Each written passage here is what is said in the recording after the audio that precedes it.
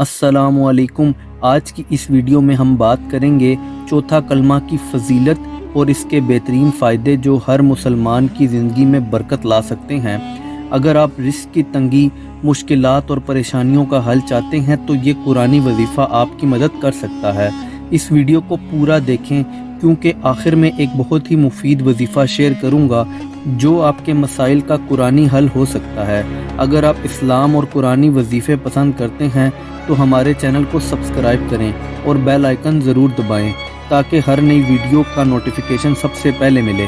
चौथा कलमा तौहीद का कलमा है जो अल्लाह की वहदानियत का इजहार है।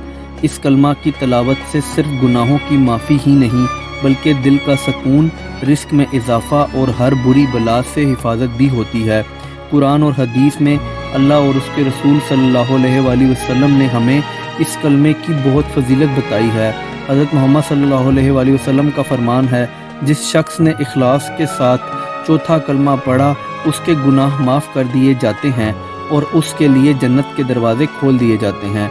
इस कलमा की बरकत से इंसान दुखों से निजात, रिस्क में बरकत और हर मुश्किल से छुटकारा पा सकता है। अगर आप रिस्क में कमी, घर में बरकत की कमी या किसी भी परेशानी का सामना कर रहे हैं तो वजीफ़ा करें।